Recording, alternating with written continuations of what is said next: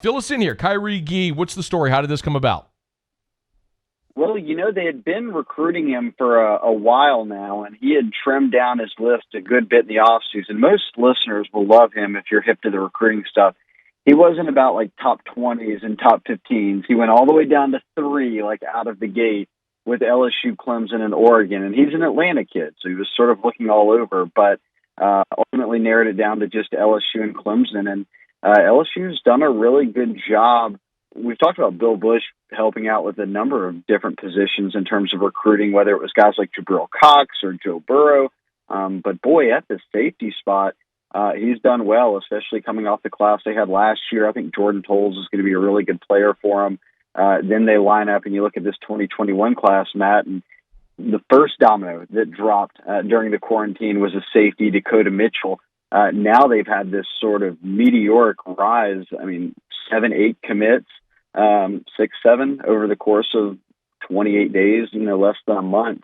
And now it caps off, or at least right now, with another safety. And I think that when you look at what they're doing in terms of filling up the roster at this point without being able to host kids, without being able to get on the road and evaluate kids, without being able to know that you're going to bring them in for summer camp and work with them, which isn't going to happen this cycle. A lot has fallen back on just relying on film and the evaluations you can get, kind of old school, with just watching the guys on tape, no camps. Unless they're running track, you don't have much testing, and you have to rely on sort of your instincts and your eye and what you've dug up on kids. And I think it's been impressive what LSU's done putting together the class that they've had so far, because it's been a lot of kids who are being recruited by kind of the other who's who of America that's out there. And I think that's kind of it speaks to, how deep and talented and resourceful these staffs are, that even with all these hurdles, they're still just knocking down domino after domino. I want to come back to that in a second, though, just the recruiting cycle as a whole. You probably alluded to this with the way you started, but Khari Gee, safe to say that he's a solid commit, probably a guy that's not going to waver?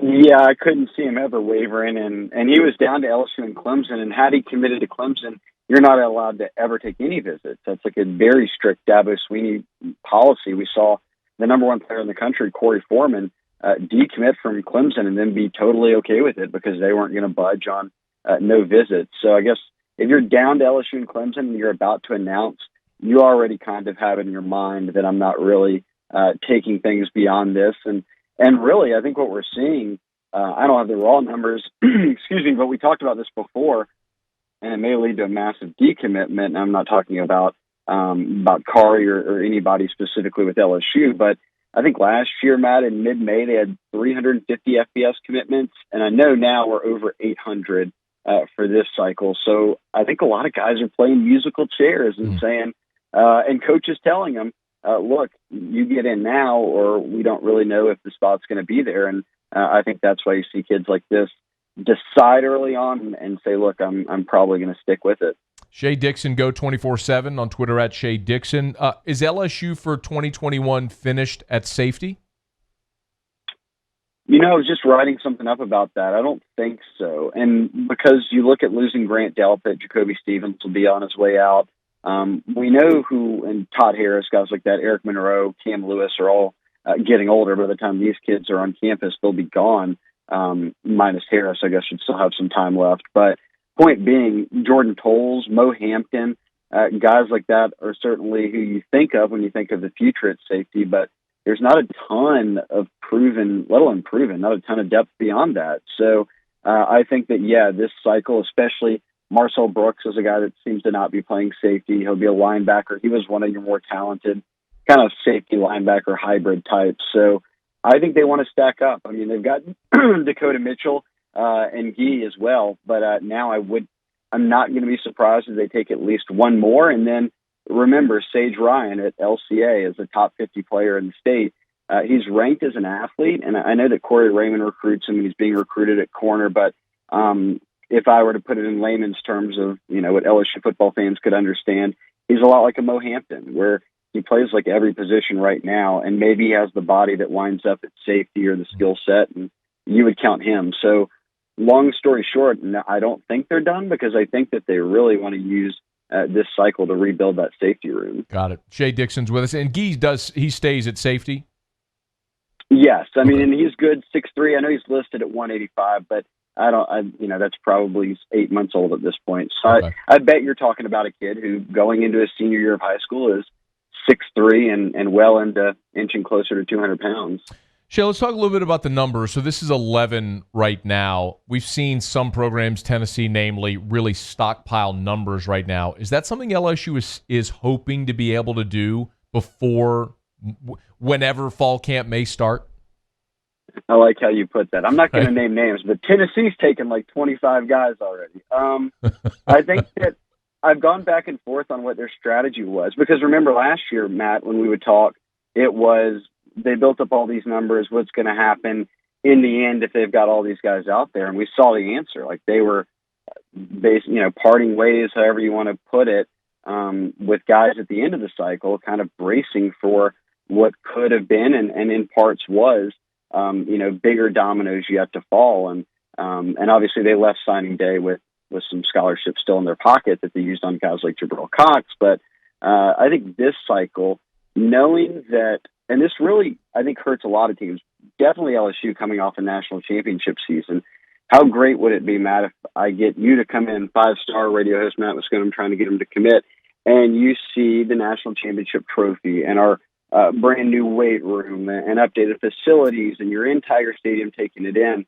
And right now, none of that's happened. Like, that's how teams that win national championships are popping these out-of-state kids who aren't used to being around your program. It's they show up in the spring right after you're red hot and through the NFL draft. And whether you say get caught up in the moment or they fall in love, but that's usually a spot where dominoes drop. And that's tough to do on Zoom calls with every other coach in the country. So I think that their strategy has just been, look, we'll take guys now and not worry about if the numbers grow and grow, but we're only going to take guys that we feel really good about. And I can be honest in saying that I haven't seen them take anybody across these 11 commitments that weren't somebody they were pressing pretty hard to get. 10 of them from out of state right now. Shea Dixon is our guest. What about Louisiana? Do you have a target number of in-state kids that they would take from this year's class?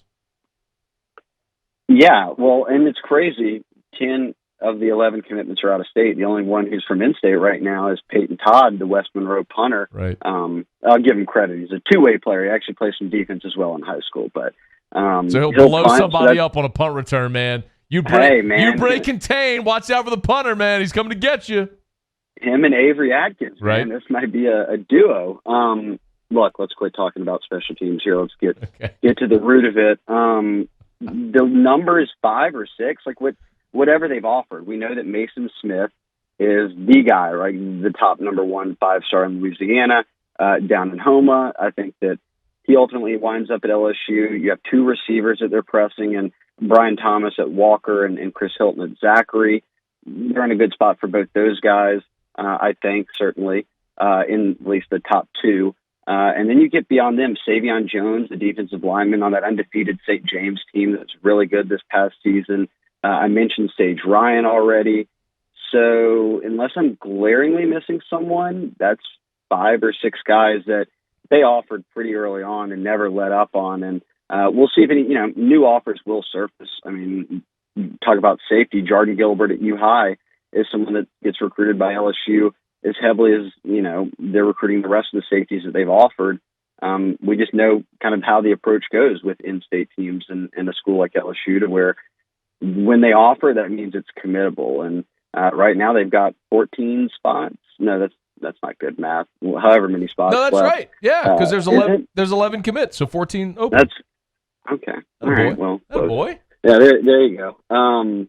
But yeah, I think that they're cautious with maybe the rest of the group, but there's 5 or 6 for sure that they would take right now if they wanted to get on board. And I don't know that I would say that they're trailing for any of them beyond, I think Brian Thomas at Walker is going to be sort of an LSU-Bama battle, but he doesn't really say much about recruiting, so it's sort of me guessing. Everybody else is, it's kind of understood that LSU would be the team to beat for whatever reason.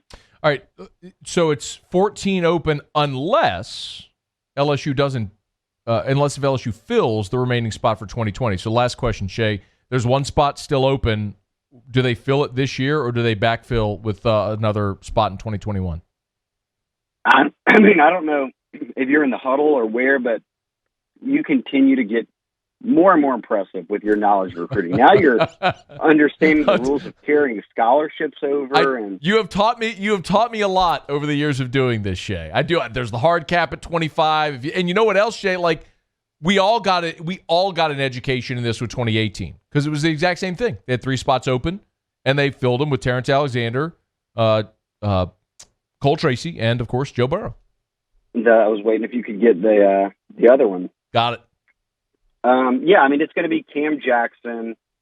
If it appears if all his grades and academics are eligible, I mean, that's, in line. His whole thing was he's been committed. He just didn't sign because if you sign and end up going to JUCO, that LSU doesn't get that spot back. So it didn't hurt either side to just wait. So we'll see if that becomes like a summer thing or if we hear after the spring semester where he stands. But if it's not him, I don't see, unless like someone else pops up in the transfer portal. Now, granted, I wasn't hip to Liam Shanahan at Harvard, right. So they're digging through it all. But right. I would think that they probably hold it because I did get the sense that leaving the spring linebacker and somebody on the offensive line, Orgeron said that, would be the target spots, and they filled them. So unless you're getting Cam Jackson, I would think that they probably hold it. He's on Twitter at Shea Dixon. Go 24/7. I'll give him a follow. Read his stuff. Shea, we appreciate it, man. Thanks so much. Thanks for having me on. One day you're going to steal my job, man. I got to get to be good at radio hosting or something. There is no chance that will ever happen. I have no desire to steal your job, Shea. I'll just keep leaning on you for info. That's all right. All right. Well, thanks for having me on.